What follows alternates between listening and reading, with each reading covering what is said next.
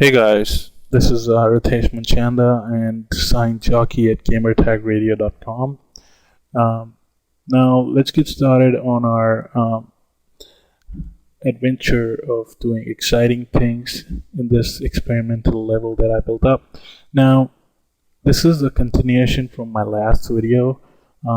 So if you haven't seen that yet, I would really recommend you to go and watch it at gamertagradio.com. That way you will get to know what we're going to do in this video and most probably in the next video as well.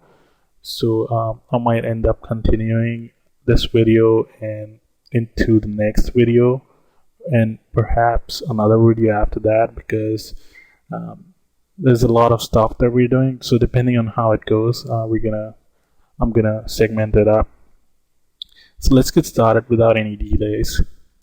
First of all, I'm going to go ahead and add a sky here because it kind of looks weird, like looking out into the space. So let's go ahead and do that first.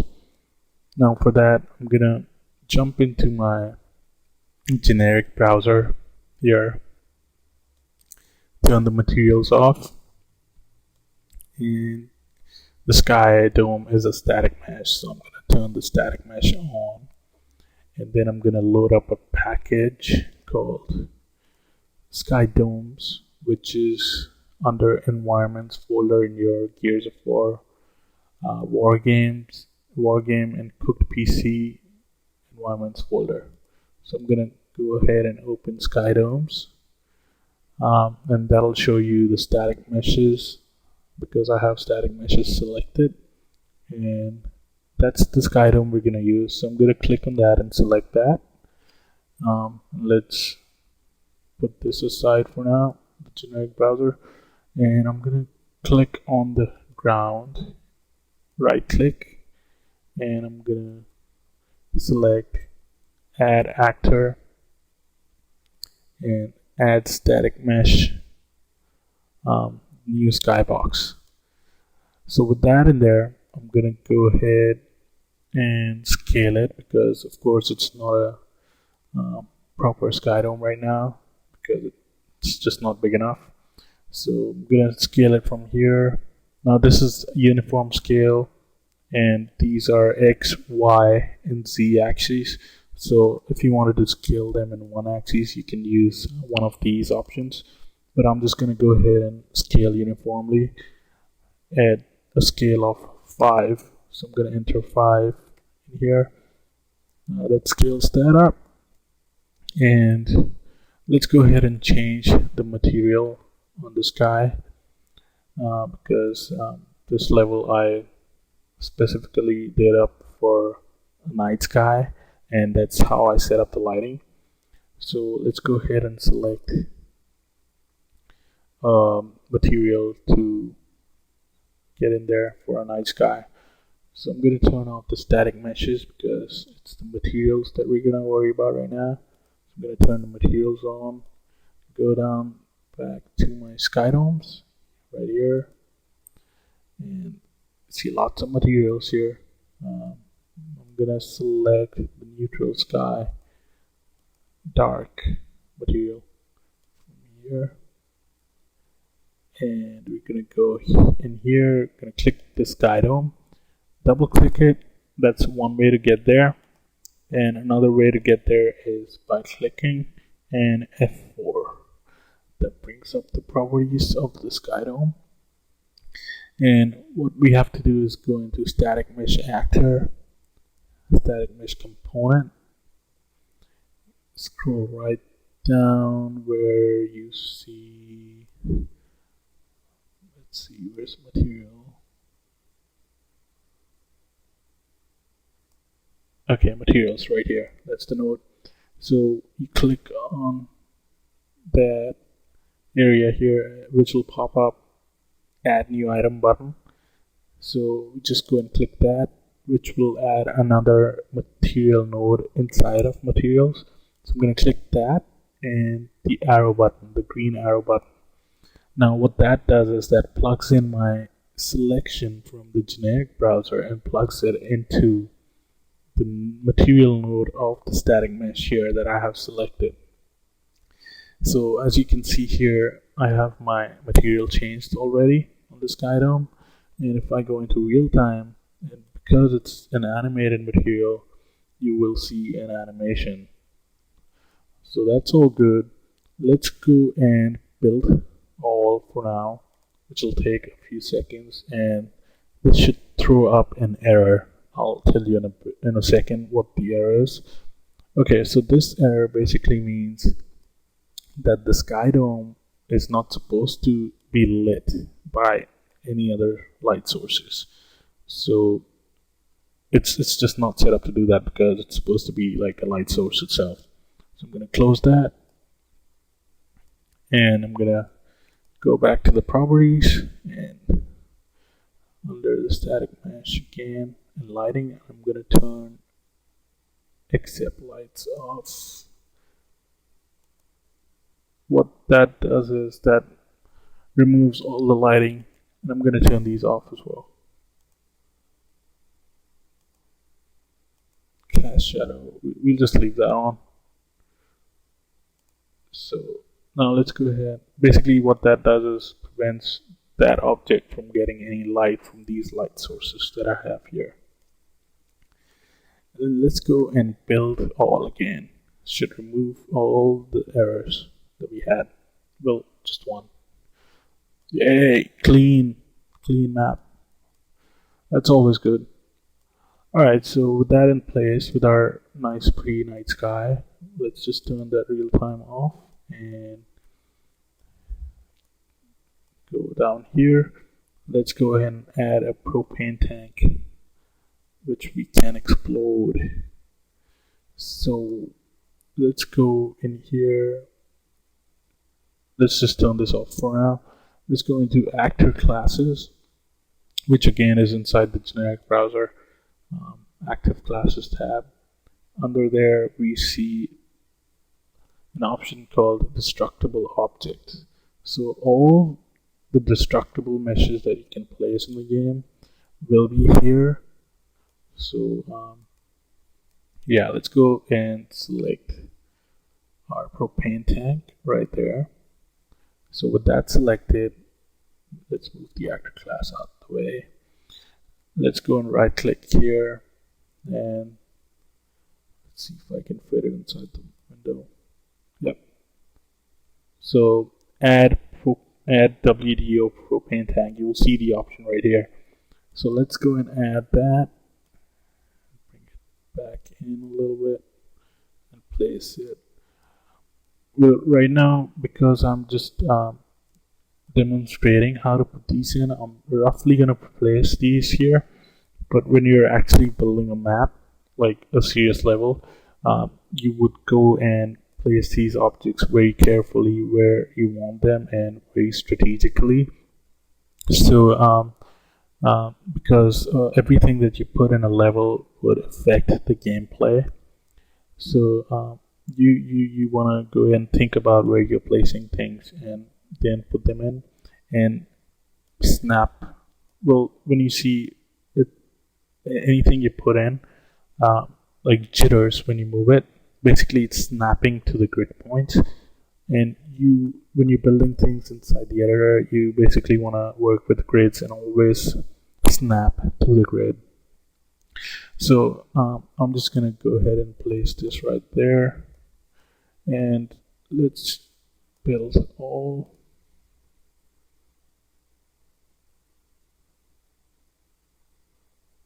Close. So let's jump in the game and test it out. So I'm going to right click here and go play from here. This will put me right in there. And I'm not sure if you can see the holes, but you can probably see some of my screen. So let's go and test this. Nope. It works. Okay, so let's close that. So that's our propane tank, which can explode and kill you. Okay, so that's how to add a destructible object. Now let's go ahead and add a weapon spawn right here where our sandbags will be. So let's go again into this place right here, the actor class. Sorry about that, folks. Just had a little computer trouble. So let's go into, we already have that. Okay, let's go into pickup factory, war pickup factory, and that's where our weapon pickup factory is. So we want to go ahead and select that, and let's move the class out of the way, and let's go and select that ground and click on add war weapon factory. Let's go and full screen that and see if I can fit it inside the video. Nope. Anyway, so when you right click, you'll see the option add war weapon pickup factory here. So let's go ahead and click that, and that adds a pickup factory. Now the batch size shows up when either the object is inside of the ground or not placed properly, or if it needs a build. In this case, this is going inside the ground, so let's push it up, and there we go. We can see it now. Now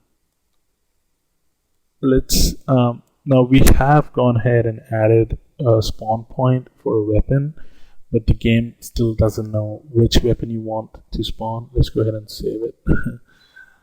Okay, so the game doesn't know which weapon you want to spawn there. So let's go into the properties again by clicking F4 and war weapon factory class. So you want to go ahead and change that to whichever weapon you want to spawn there. In this case, let's go ahead and spawn a boomer right there, and you'll see it'll go ahead and add the boomer right there. So you can just rotate it using the space bar again. Place it however you want, and that's our boomer. Let's go save it. So now that we have our boomer, we are going to go ahead and add some ammo next to it. So let's go add some ammo, which is again under navigation point, pickup factory, war pickup factory, and war ammo pickup. Now the ammo magazine is the small ammo, and the ammo pouch is the big ammo. So let's go ahead and do an ammo pouch. Right click again with the ammo pouch selected here, right click on the ground again, go add actor, and just going to add war ammo pickup, which will show up in the menu. So let's go ahead and add that. We see a batch size sign again, so let's move that up a little bit, and that's gone. So we can rotate it as we like. There we go. And if you want another one, we can always go and duplicate that. Let's switch to the world axis, which will switch it back to that. And now if you want to duplicate it, you can always select, click Alt on your keyboard and click and drag. No, didn't work that time. Here, that worked. And we rotate it. That's way too much ammo for a boomer, but oh well. Well, actually, we might end up using it because what happened was I was just playing around with the level, and I spawned a Brumac from inside the emergence hole. So we'll just go ahead and do that for fun in the coming videos. So that's how you add weapon ammo, and that's done. And let's go ahead and add a cover link. A static mesh for the sandbag right here, and let's make a cover for that. So for that, first we need to find the mesh for the static mesh for the sandbags, which we can find right here. Let's see, static meshes. Now here's a helpful tip. If you're working with a level and you don't know, you forgot which package you got these objects from, you can always right click on it and click sync generic browser. What that does is that brings you brings you to the browser and selects that object inside of the browser. So as you can see, the sandbags are inside of the cog city ephra 7 package, which is under environment, cog city ephra, and under 7 right there. So it's already loaded up here. So let's go ahead, select that. And just like the other static meshes that we had, we're gonna right click and go add actor and add static mesh cog ephra, and basically just tells you which actor is selected in the browser right here. So we just go ahead and add that. And again, if you were working on a real level, you would go and place these carefully, but because I'm just showing this as a demo, I'm just gonna go ahead and place these roughly. So let's go ahead and scale this in Y, say 2 up. It's actually in X. So let's go ahead and switch that back.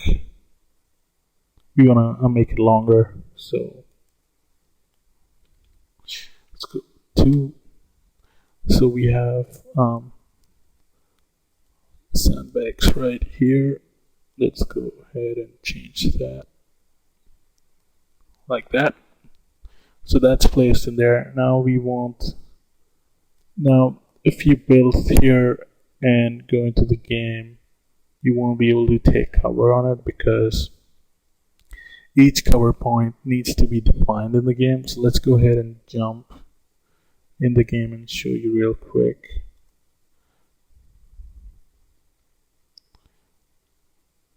Oh, I guess I clicked the wrong spot. Let's just go ahead and click again, play from here. Yeah. Alright, so by default, you cannot take cover in any of these objects because the cover system has not been defined yet. So I'm gonna go ahead and exit that, and let's go ahead and make some cover links, which we can find under our actor class right here, again under navigation point right there, or we can right click and we can go into add actor, add cover link. So I'm just going to go ahead and do that, and that adds a cover link on the floor. So for this, I'm going to need to go and remove my full screen mode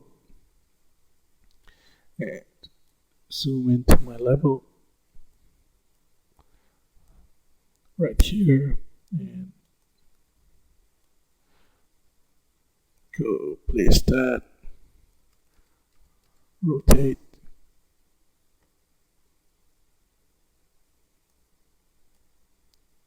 and we want our guys to take cover here, so place that right there,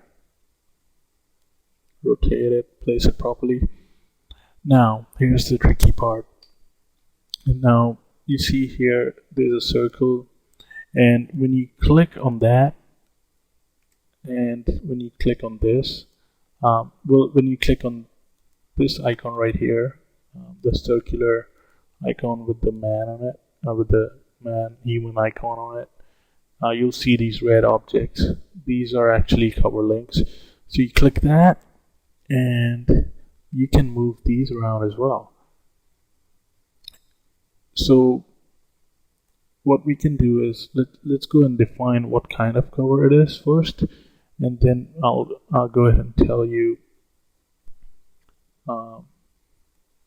what that does. So now if you right click on your cover object, the red colored object here, you select it, it goes pink, and you right click on it.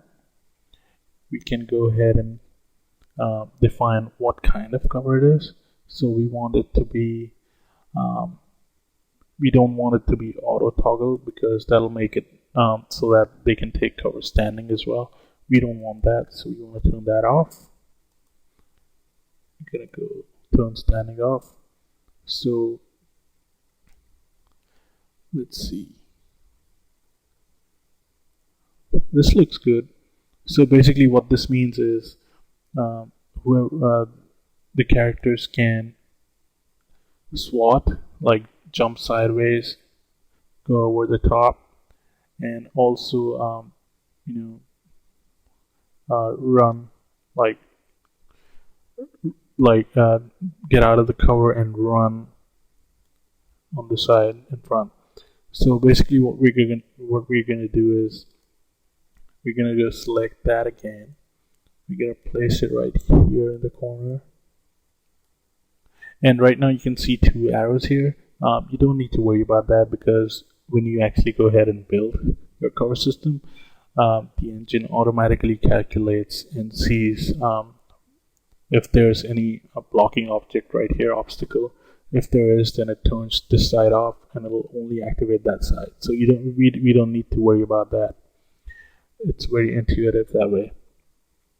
Now, the reason why I scaled the sandbags was to show you that if you were actually in the game and you were to use these sandbags, you would sit here and you would want to go across while in cover.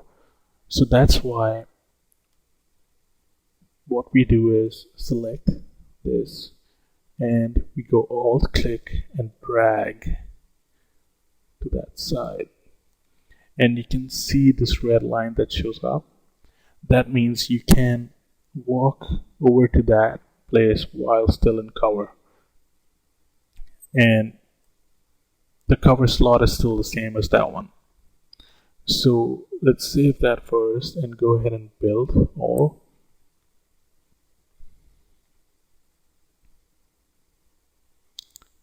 And you'll see how the icons changed, and we see only one side you're allowed to go out, which is what we want. So that's good. And you can also see right here where you can shoot from. Like you can pop up and shoot, you can pop on the side and shoot, which is good, which is what we want. So now that just added cover to one side of the sandbags. We also want cover on this side, and possibly on this side as well. So what we do is basically click Alt and drag and rotate this, because we want the same cover system on both sides. And there we go. And we render it again. Build the map again. And that's our cover. We save that. Let me show you a demo. Let's get right here, spoon, play from here. So there we go, our cover system is now working.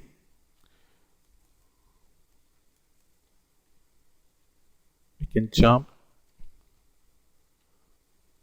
and over, and you can see there's no cover on the sides here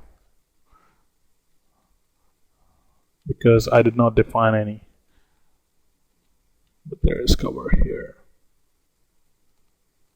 which is what we wanted. So that's that. And with that, I think I'm gonna conclude this lesson for now, and when we get back in the next lesson, I'm gonna show you guys how to create the emergence hole in the middle and how to use Kismet to script some AI behaviors. And I'm also going to talk about path nodes, and that should be that. Thanks for watching. Again, Design Jockey from Gamertag Radio. Watch out for the next lesson. Thanks.